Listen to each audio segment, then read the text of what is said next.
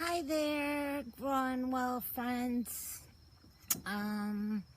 Sorry it's been a while. I had a lot of things on my mind again, with all that's going on in this world, and I haven't really felt motivated to come out with my next challenge. Well, all these things, people are too busy worrying about media and politics and all of this. So every time I turn on and I think I'm gonna do an announcement and get people on the road to a healthier, better lifestyle, I've been dwelling and just not feeling motivated. So today, I'm really here to kind of introduce myself and tell you how I got to the point where I am today,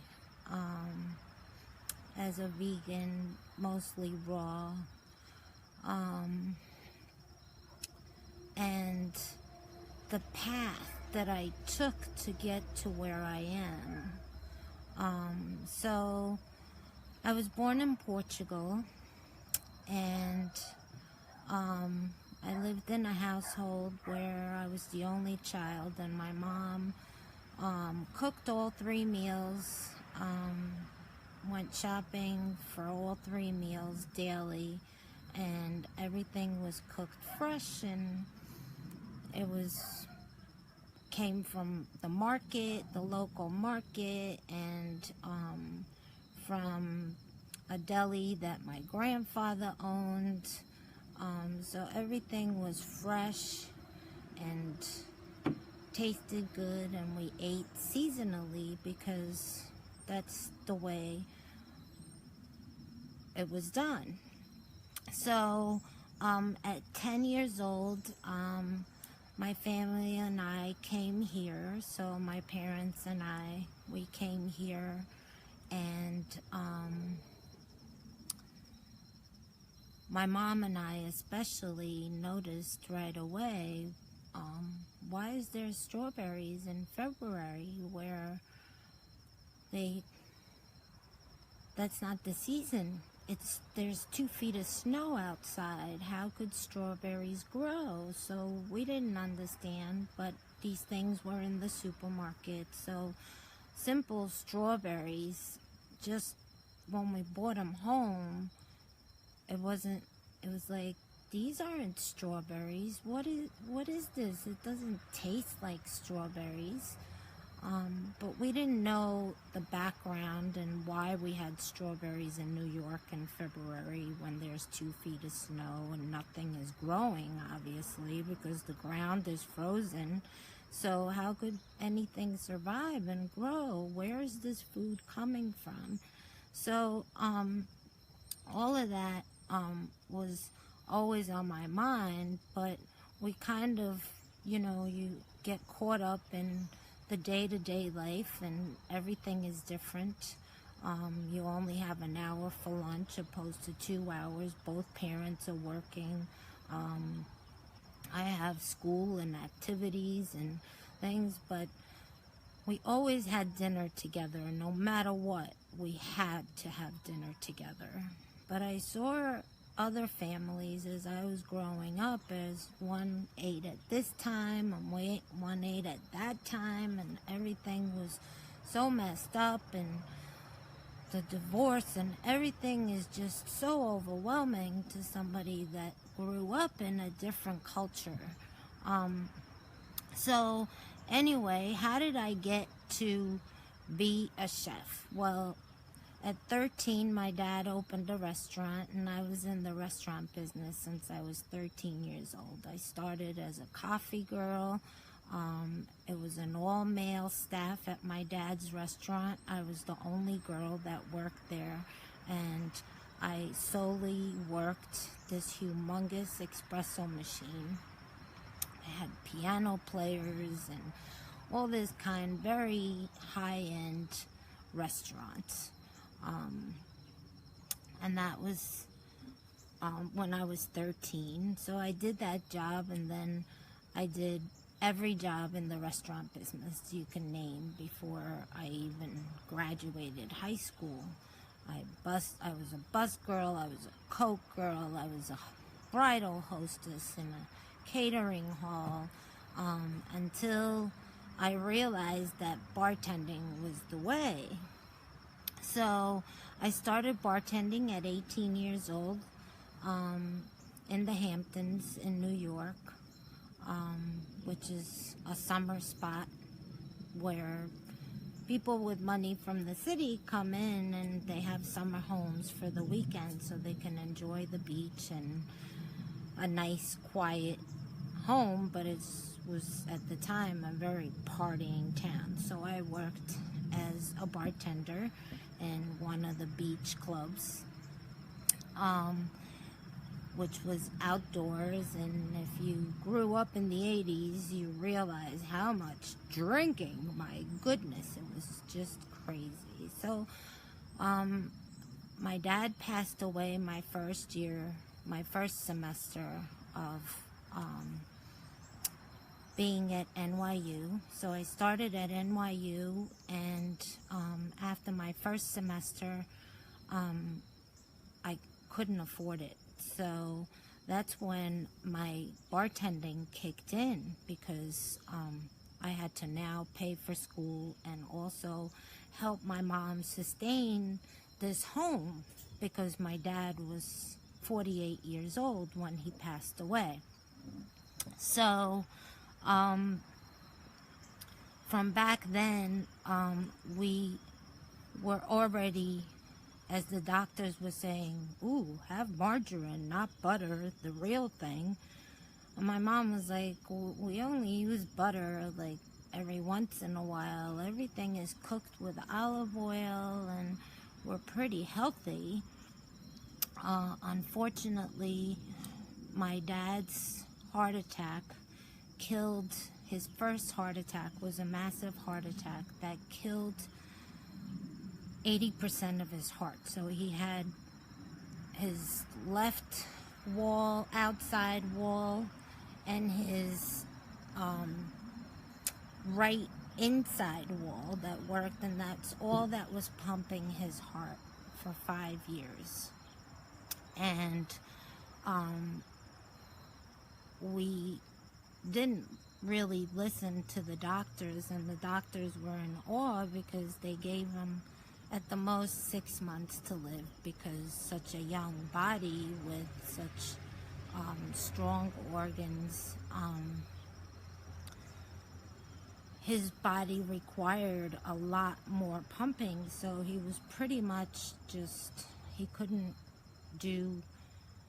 work. He was, for 5 years he was totally disabled, considered totally disabled. But every time he went to the doctors were in awe that he was still living. And they'd look at him, what are you still doing here?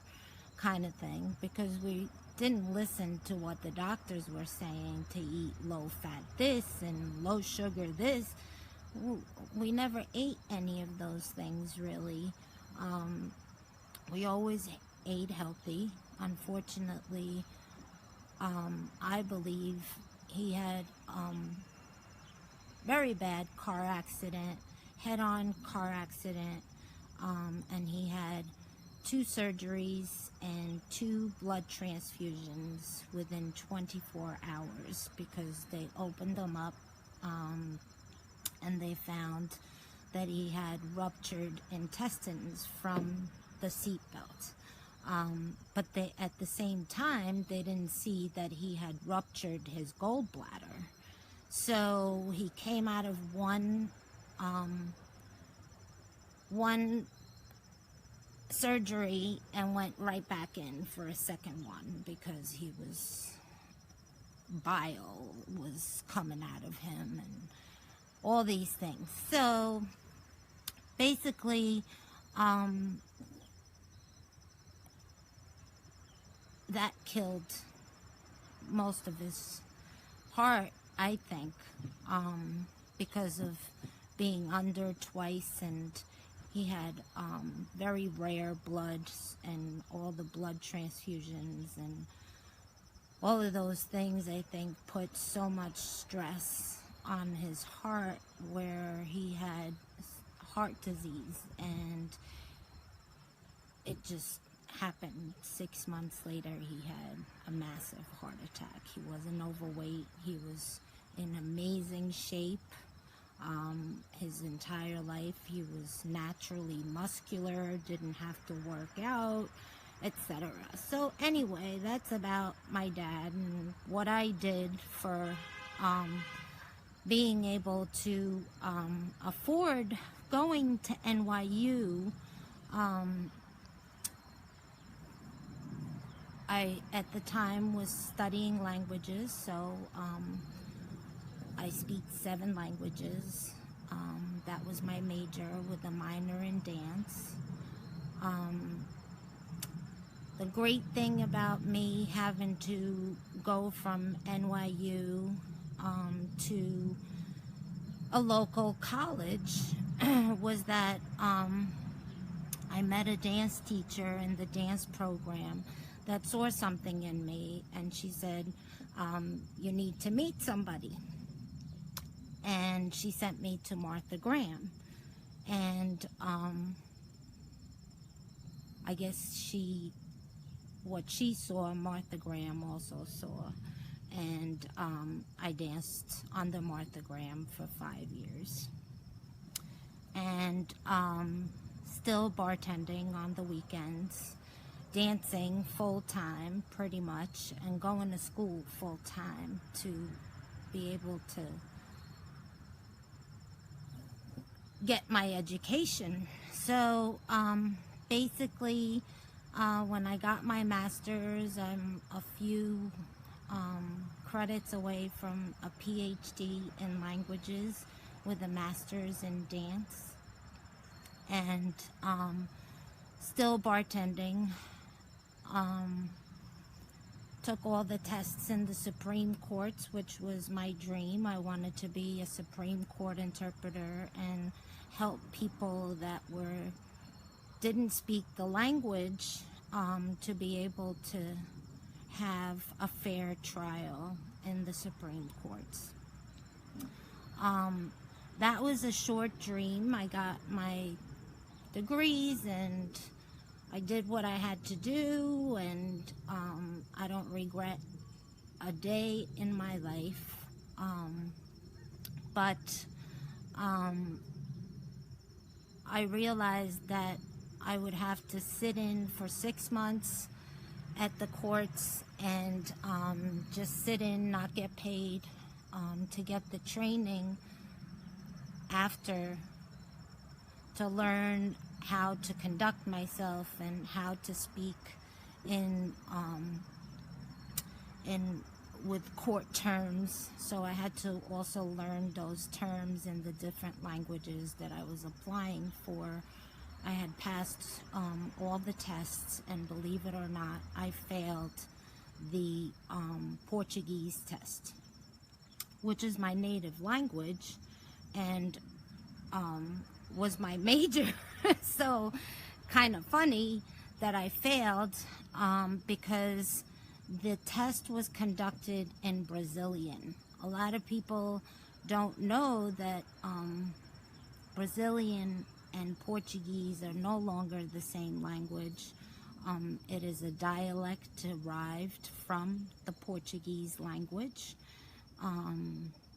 Many moons ago, it was a Portuguese colony, and that's how their language became Portuguese.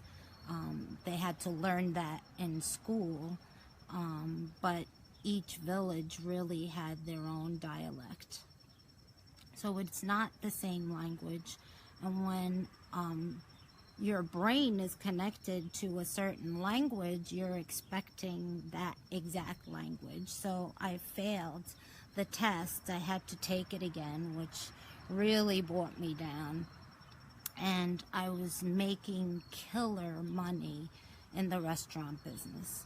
And my belief till this day, if you want to go into that business, you need to love what you're doing, because it will damage you severely. It'll kill you if you don't love it and you're just doing it for the money. And I always loved it. And bartending for me was an escape from reality, because you're the clown behind the bar. So anyway, I lost my mom 10 years after my dad passed away. And yeah, that did it. I was strong for my mom when my dad passed away, but when I lost her, I had some really bad days, and I was not a good person. I was angry at the world. I felt alone, no family. So yeah, there was a lot of alcohol involved. A lot of things happened. Let me back up a little, because this kind of connects to where I'm leading and where I got here today. So basically, when I came here at 13, I passed out in school, and I had a bleeding ulcer. Yeah, at 13 years old. From throwing up every day, from being highly allergic to dairy and not knowing. So basically, growing up in Portugal, my mom drank your milk, and I would drink my milk with my nose closed, chug it down, and I would get to the car, and my dad wouldn't even pull away from our spot, and I would throw up. So for 13 years of my life, I threw up pretty much every day. And all the stress of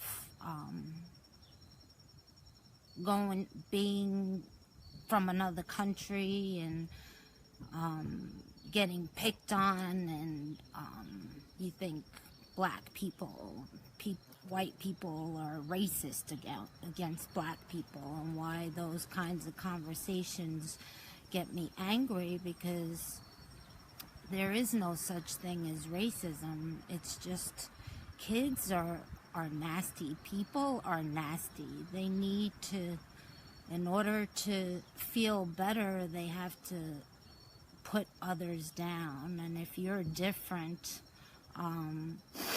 that's not cool. You have to be in with the gang, and you have to watch the same shows and like the same bands, and basically you're not yourself, and that's not how I was brought up. So in order not to offend my parents, and that were working so hard to give us a better life here, me especially as their only daughter, that was their main concern. They would work 5 jobs. My dad always said, if you succeed and you're doing good in school, I'll work 5 jobs to support whatever school you want to go to better yourself. So, I had a bleeding ulcer, and I also was diagnosed with asthma, which I believe was from the allergy to the dairy. Now I know all of this, but back then we didn't. So for pretty much 20-something years of my life, I used an asthma pump 3 times a day, and I took an allergy pill. I stopped eating dairy at 13 years old, and that was bizarre to people. Like, Now they don't even have peanuts in school, just in case one kid is allergic to peanuts. But back then, it's like, people are like, what do you mean milk's good for you? It's still like that today, and we're brainwashed. We're brought up to think that these things are needed because the doctor tells you that you need milk for protein. We're the only animals on the planet, mammals, that don't get weaned. So that right there should tell you, why are you drinking somebody else's mother's milk? So I was pretty sick with that, and then the alcohol, being a bartender behind the bar, you're doing shots, you're drinking every day.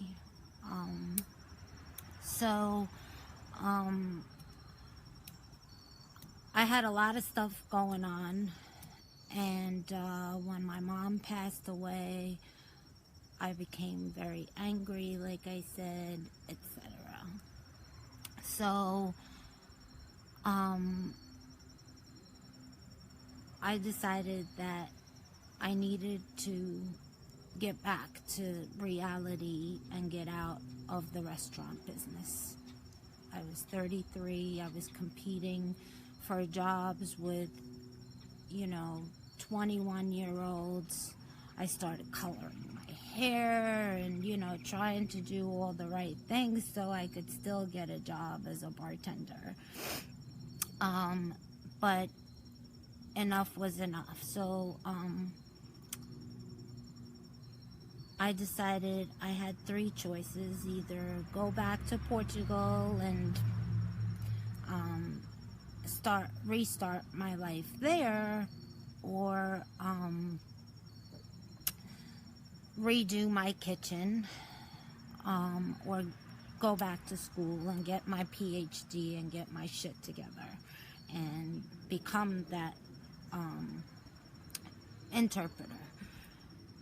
So I chose to redo my kitchen. I spent $100,000 and I built this semi-professional kitchen, only to find out when the kitchen was already built to code, because I knew all the codes. I had a degree in restaurant management after NYU while I was still bartending.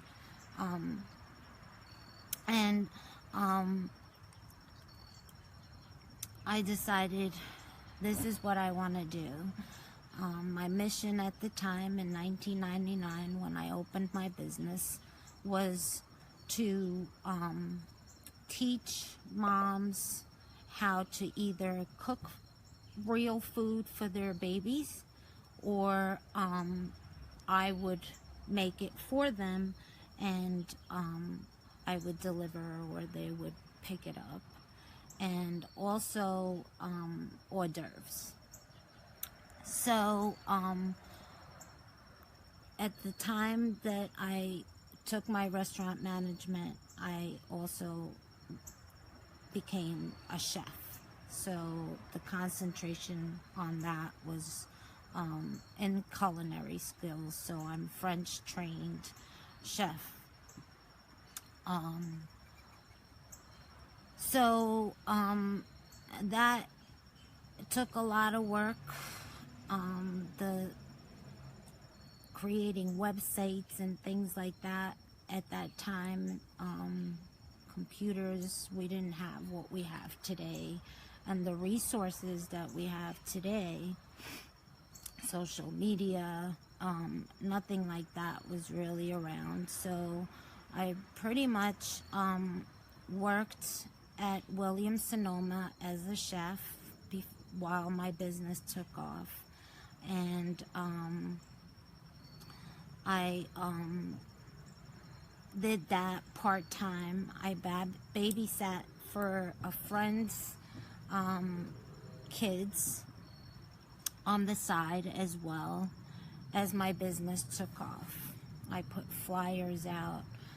It was crazy. and the phone calls weren't coming in, so it was very depressing for all of you small business owners. I give you total credit. I know what it's like to be there, and the things you have to do to get to where you're comfortable making a living, especially coming from making tons of money bartending. You know, like, I only had to work 3 times a week, and you know, I bought expensive clothes and spent all my money, and it was just, money was too easy. And then you realize, holy cow, I gotta now, like, really bust my butt in all ways possible to make this work. So at the same time, I became certified by the Personal Chef Association, so I could learn the business and become a personal chef, which that happened in 2003. I was certified, and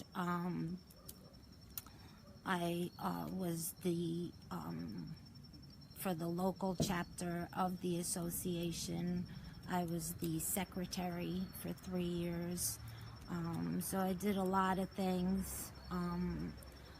Williams-Sonoma helped a lot, because when I did demos for them, I was allowed to have an email list, so I could email people my newsletter and try to get clients that way. I didn't get any clients, but I acquired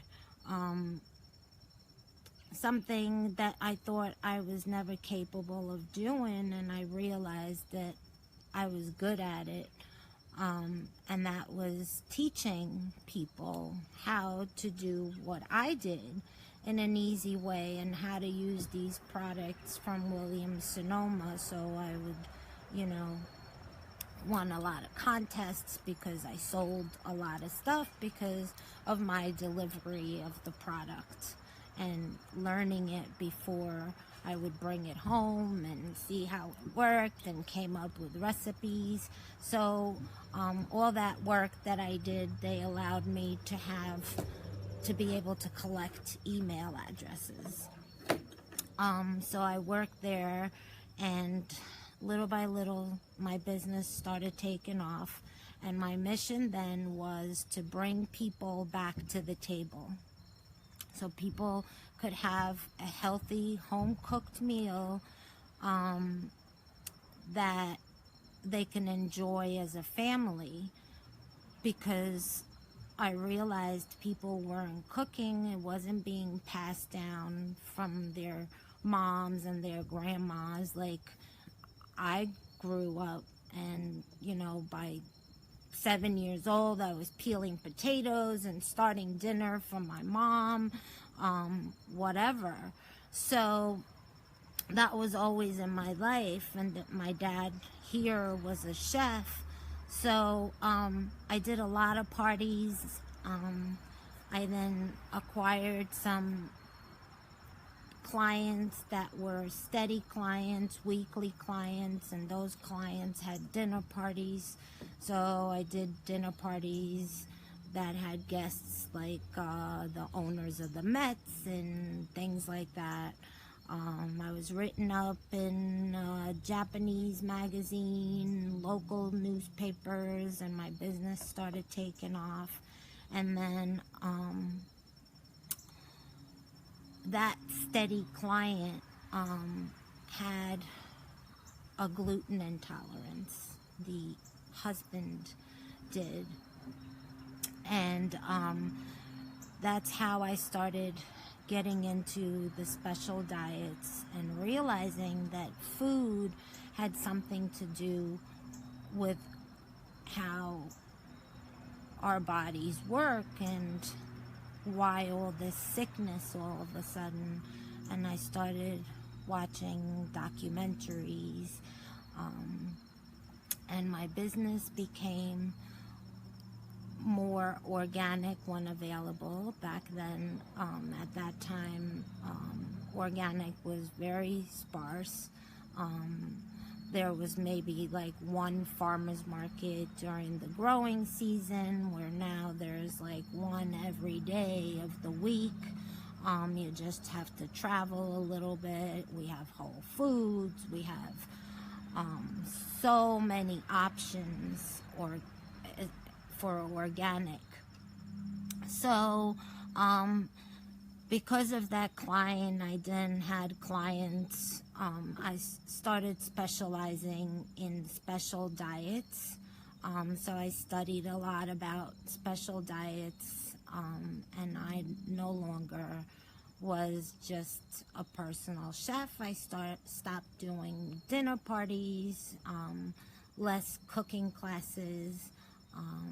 I no longer worked at Williams-Sonoma, and my vision was really to help people eat healthier and live longer with their disease by giving them healthy, unprocessed, and I became the organic personal chef in, God, I don't even know,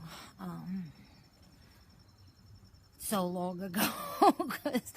So anyway, during all that time, still, of course, eating meat, even though they were organic and grass-fed, etc. And that brought me all the, reading Michael Pollan, The End of Food, all these things. I started being more conscious each day, and anything I do in life, I have to practice what I preach, and I do it 110%. People say there's no such thing, but for me there is, because I can't do anything unless I have to be on top and on top of my game, and really do it all the way or not do it at all. So that's a good thing and a bad thing, because I'm always looking to learn more and be more aware of my surroundings, nature, all of those things that are so connected, and why at times, and a lot of times, sometimes, I don't feel like I belong where I am at this time, because I'm always looking for the ultimate, the best way for everything, and I'm very hard on myself. So anyway, my fascination with getting all these phone calls with clients with heart disease, diabetes, cancer, autism. I cooked for all those people, and it just breaks your heart. Alzheimer's. I had a client that I saw for 8 years. I cooked for her, and she started where we had our in-home interview to being completely unresponsive. So I cooked for her, I juiced for her, and made bone broth purees with tons of vegetables, and you see the deterioration of these people, and I didn't feel good because I had to take these meds, and I was learning all these things that were so bad for you. So basically I started changing my ways and as I learned, and then sharing that with my clients. For example, cleaning supplies. I went through every organic, all natural, blah, blah, blah, until I found the one that I actually liked. Just like everybody else, they like their brands. I like Tide and Snuggles and all those things.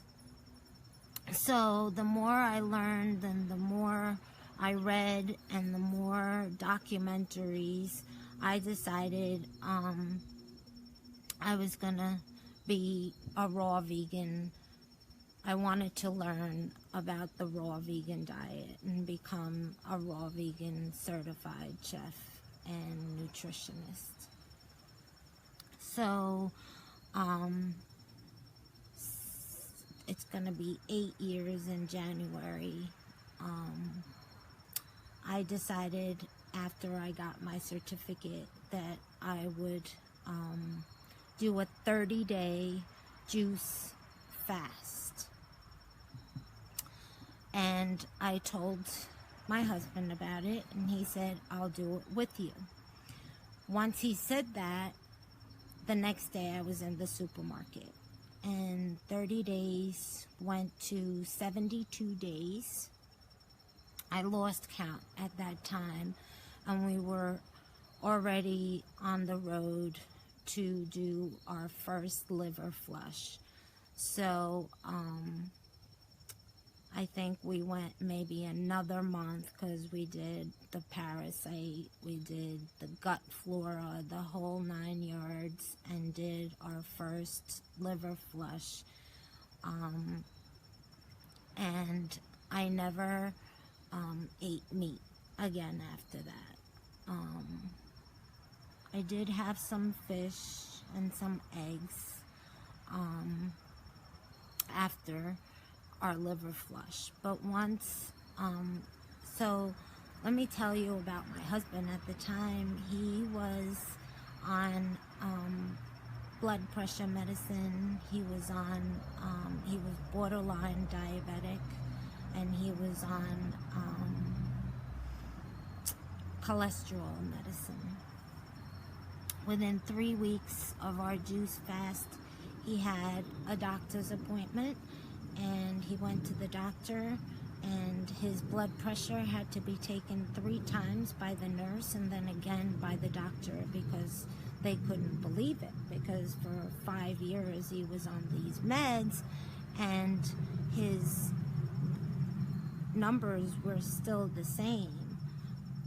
So the doctor couldn't believe it, that his blood pressure was completely normal.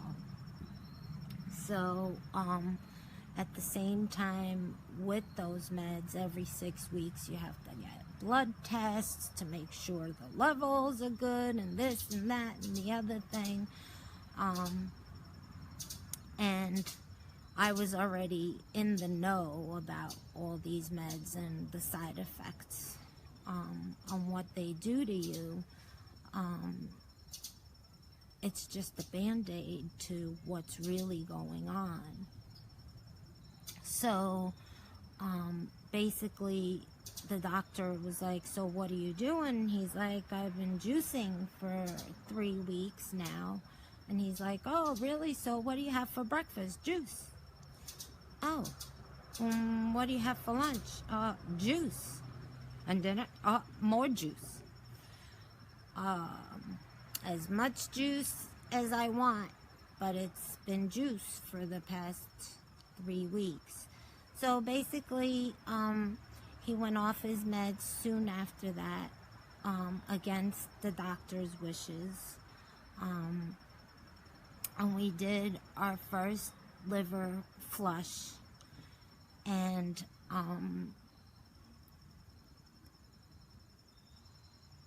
he hasn't taken a pill ever since. Me, I no longer have to take a pill every day for allergies, and I don't have to use my asthma pump. I don't get bronchitis 3-4 times a year. I got bronchitis, it's going to be 2 years ago, and I was under a lot of stress, and my immune system was completely down, and I got bronchitis, and I had to be on antibiotics. And of course, right after that, I did a liver flush and made sure all that was out of my body. But yeah, I haven't taken a pill since. So that's why I'm here today. I just wanted to give you a little bit of my background and how I got to where I am today, from saying, well, Lou, when I first met him, he was a vegetarian for 10 years already. And I feel so bad because I converted him back to eating meat and animal protein because my food was delicious. So he had to go on the road twice of giving up meat and animal protein.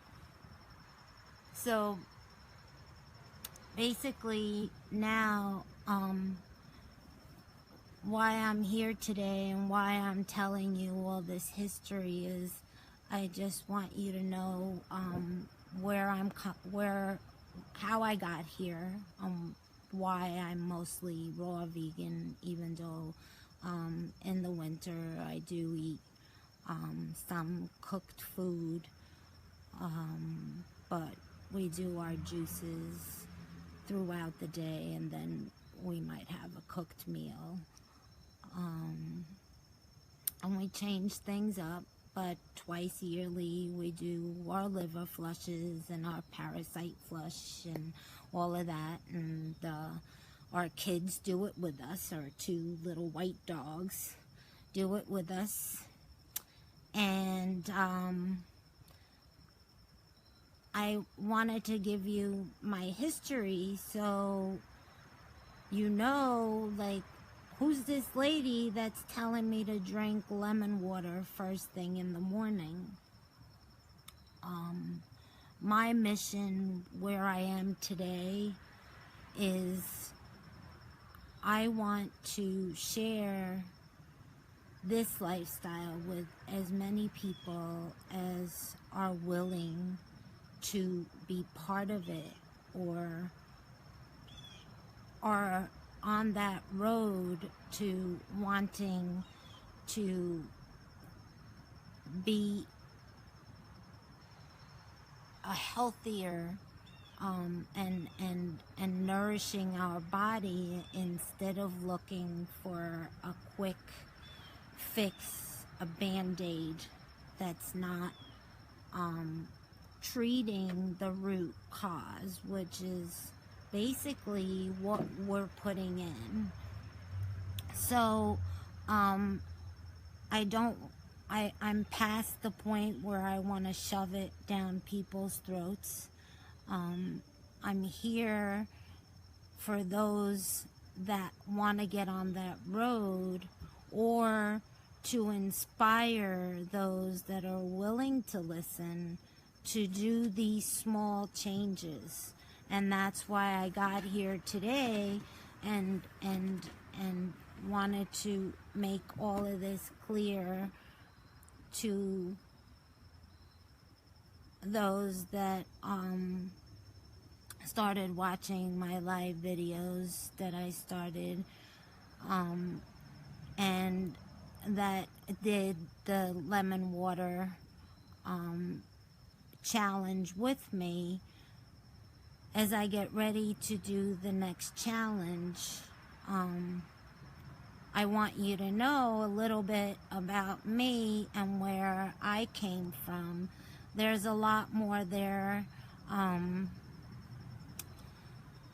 not really ready to come out and say other issues that I had growing up. Those issues are something that I'll probably live with for the rest of my life. And too many emotions for one day. So I figured just the basics of how I got to where I am, and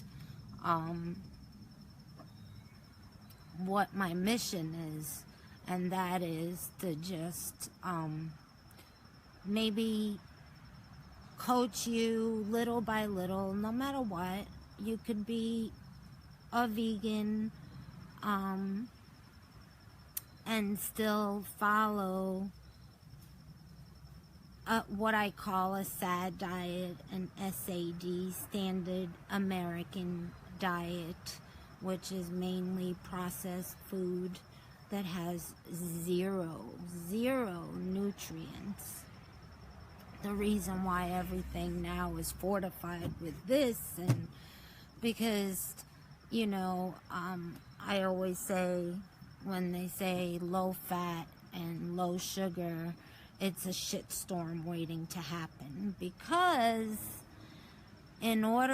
there's these people that work in a lab that are making sure that these processed products, that you're going to keep buying them.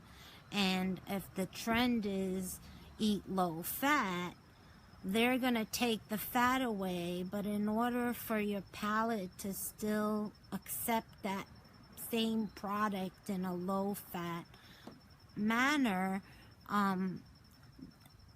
there's repercussions to that, because then there's more sugar and more salt, so your palate is happy. So that's one of the first things you need to eliminate from your life, is as much processed stuff as possible. So if it's processed, then you shouldn't eat it. That's like the first change you should do. And cleaning up your house of toxic products, dishwashing detergents, stuff you wash your floor with. You're constantly breathing that in. If you have pets, they're laying on that floor with those chemicals. Those chemicals go down the drain into our sewer systems and pollute our waters. So that's a big thing of being more mindful,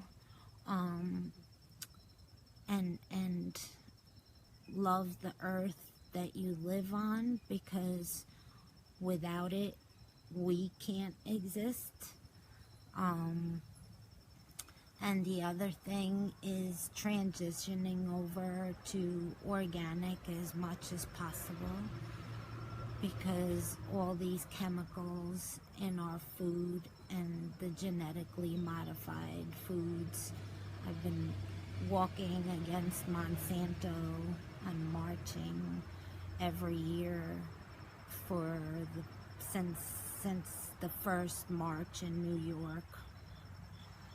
And so yeah, that's a big thing that happened for me, like I said, 15 years ago at least. But so yeah, that's my mission, to bring awareness of these things. But I have a separate page for that, and that's Better Food for Better Life. So if you want to know about toxic chemicals in your food, and about vaccines and things like that, I share that stuff there. Here, this page that I really want to concentrate on, my rawandwell page, and this is who I really want to be. So I want to be a detoxification coach for you if that's what you want, but I'm not jamming it down your throat here. These little challenges that I'll be doing is something that I kind of do with my clients, and it's adopting like one thing at a time. Some people want to jump in with all feet into the pool, feet, hands, head, get it all wet, get in there and do it all now. Well, most people don't have that ability. They have to transition. So that's what I'll be sharing here.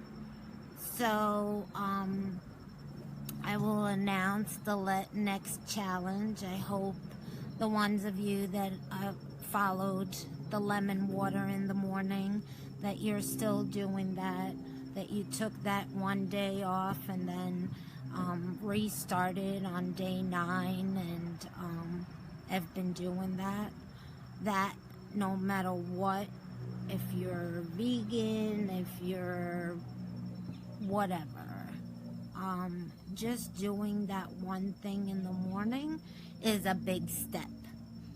So the next one, I might as well tell you now, it has to do with breakfast. The first thing you put in your body in the morning is super important. Not only do you want energy to start off your day, and why most people start with a cup of coffee or heavy carbs, something like oatmeal. They think that's healthy. That's what their doctors are telling them to have. Yogurt, things like that are just clogging your system, and they're raising your blood sugar level, where it's going to keep you addicted to those carbs throughout the day, and that's what your body's going to crave. So because what oatmeal and things that have sugar and even dairy, which clogs you and forms mucus, it's not a good way to start your day. So the next challenge is gonna be fruit for breakfast, fruity breakfast. That's the next challenge. And just like I did last time, I make an announcement. I'll give you a shopping list, and I'll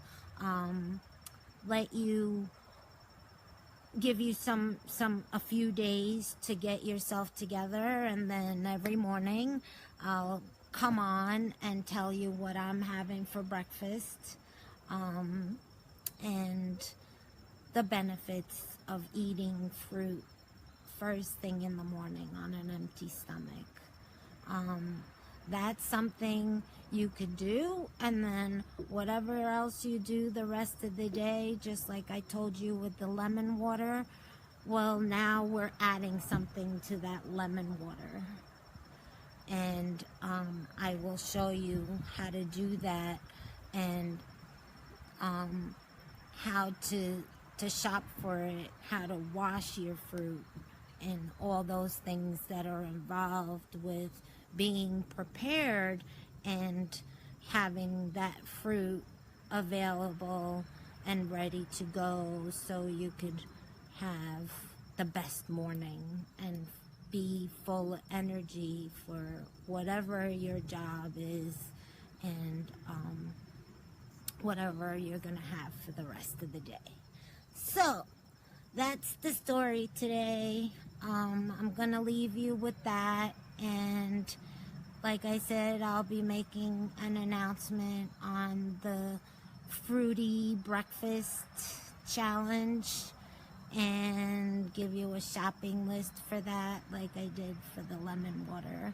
But I wanted to kind of give you my background and where I came from and how I got to where I am today. That's it. So I leave you with that. Let that roll around for a little while. I'm not the right person for everybody. I used to be in your face and this is the way you should do it and try to jam it all down at once. Having clients that took almost 2 years to get to the point where they are today, cooking for themselves and shopping and doing all the right things. Some people need a lot of leeway and not have it just jammed down their throat and say, oh, you just have to do this and do it this way, and animal secretions are bad for you and this and that. Yes, they are, but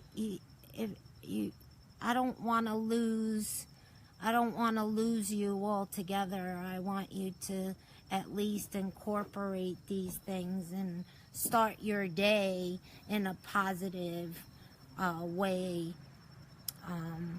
and to little by little be more mindful of what's going in and what's around you and how we treat this earth with plastic stuff and all of that. It speaks out because you see how angry it is. So many places are devastated. Puerto Rico, Mexico, St. Martin, California, Portugal. So there's fires, there's volcanoes now in Bali erupting. Mother Nature is begging us to become better people and to take care of what's still left, because it won't last much longer if we keep abusing and doing what we've been doing. We're gonna lose all sea life. We're gonna lose all the bees. Without bees, there is no fruit for breakfast. So I'll leave you with that. All right, this was a long one, but like I said, just hoping that you learn a little bit about me and who I am and what my mission for you is, what my mission is and how I can help you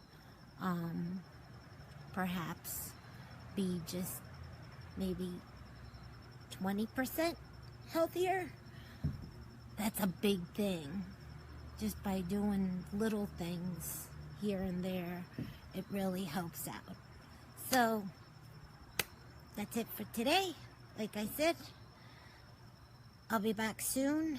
I gotta get working on some kale chips, so I might be back later, or maybe not live, but maybe I'll post a video on my kale chips, because I went to Whole Foods yesterday and the kale was on sale. Organic kale, $1 a bunch.